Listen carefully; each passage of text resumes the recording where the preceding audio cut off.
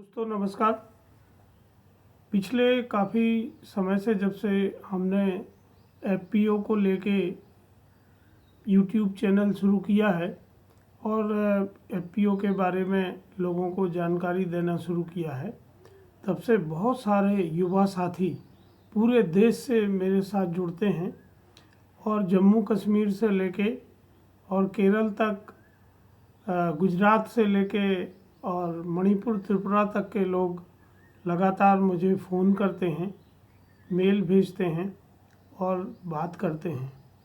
सबके मन में एक बात बहुत कॉमन होती है कि एफपीओ पंजीयन करने के बाद पहला चरण क्या होना चाहिए, क्योंकि पंजीयन करना बहुत आसान है और बहुत सारे लोग अभी एफपीओ बना रहे हैं।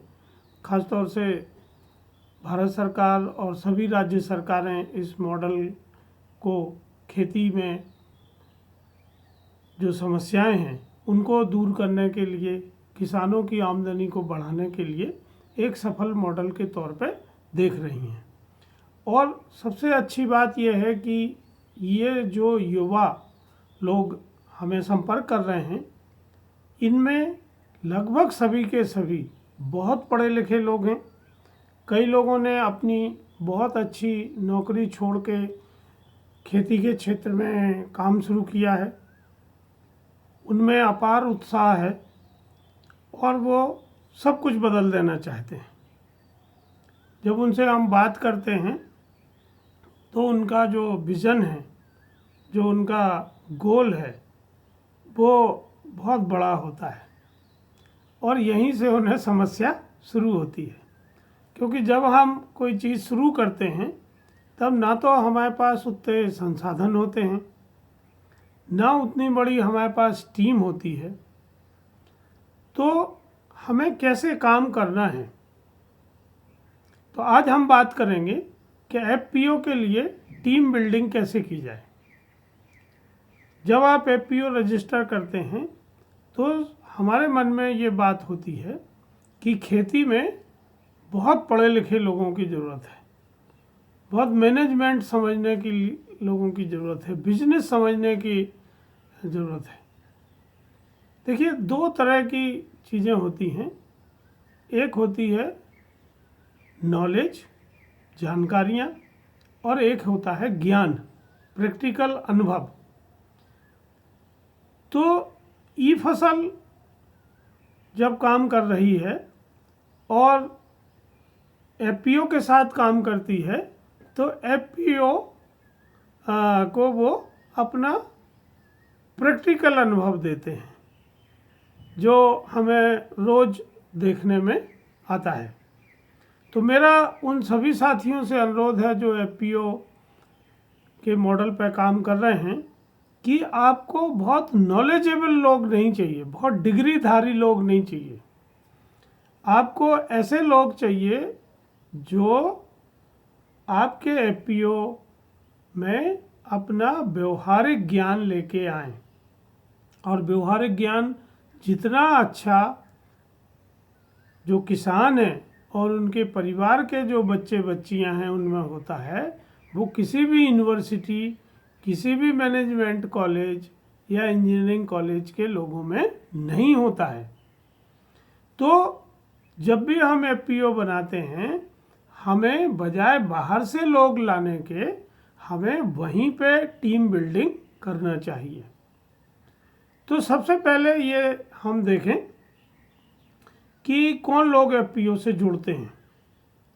तो एफपीओ से सबसे पहले वो किसान जुड़ते हैं जो अर्ली अडॉप्टर होते हैं, जो नई बात को तेज़ी से अपनाना जानते हैं।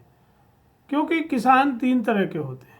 एक अर्ली अडॉप्टर होते हैं जो हर चीज़ प्रयोग करके देखना चाहते हैं। दूसरे फॉलोअर होते हैं जो सफल लोगों को देख के उनकी कॉपी करते हैं, उनके पीछे आते हैं और फिर काम करते हैं।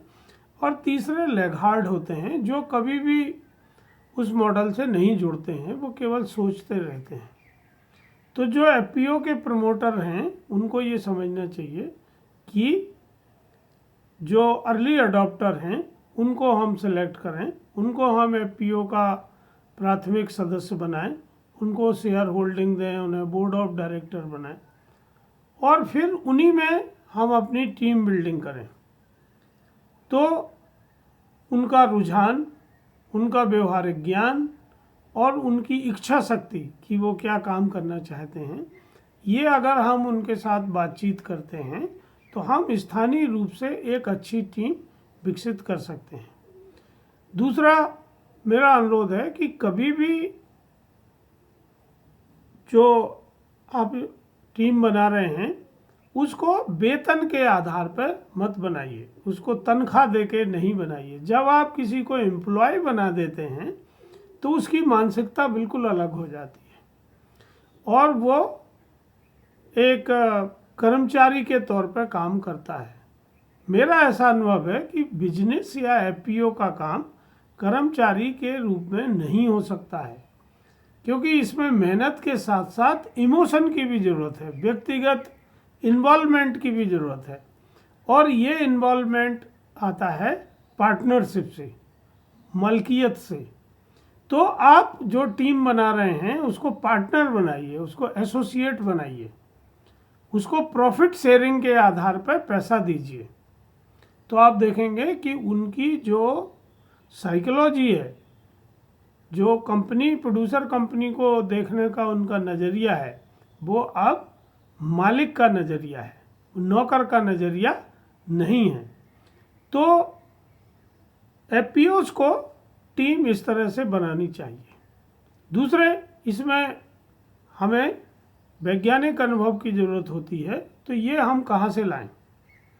तो इसके लिए बजाय कर्मचारी लगाने के हम 3 स्रोतों का लाभ ले सकते हैं। नंबर 1 स्रोत है केवीके, कृषि विज्ञान केंद्र। जहां हम एफपीओ बना रहे हैं वहां सभी जगह कृषि विज्ञान केंद्र हर जिले में होता है। आप उनके साइंटिस्ट की, उनके वैज्ञानिकों की मदद ले सकते हैं और उनसे आप एक अच्छा पीओपी, पैकेज ऑफ प्रैक्टिस, विकसित करने में मदद ले सकते हैं। या आपको फसल में कोई समस्या है, मिट्टी की कोई समस्या है, पानी की कोई समस्या है, तो उसके निदान के लिए उनसे बात की जा सकती है। दूसरे होते हैं इंजीनियरिंग कॉलेज और कृषि महाविद्यालय, एग्रीकल्चर कॉलेज। तो अगर आपको कोई मशीन उपकरण से रिलेटेड काम करना है, कोई समस्या का समाधान ढूंढना है, तो आप इंजीनियरिंग कॉलेज में संपर्क करिए। और अगर आपको खेती से रिलेटेड कोई समस्या का समाधान चाहिए या सुझाव चाहिए, तो आप एग्रीकल्चर कॉलेज के लोगों को जोड़ सकते हैं, उनसे बात कर सकते हैं, पूछ सकते हैं। और तीसरा होता है प्राइवेट कंपनियां, जो कृषि आदान बेचने वाली कंपनियां हैं, कृषि आदान मैन्युफैक्चरिंग कंपनियां हैं। इनका बहुत बड़ा स्टाफ फील्ड में होता है और ये सभी साइंटिफिक नॉलेज भी रखते हैं और बिजनेस का प्रैक्टिकल अनुभव भी रखते हैं।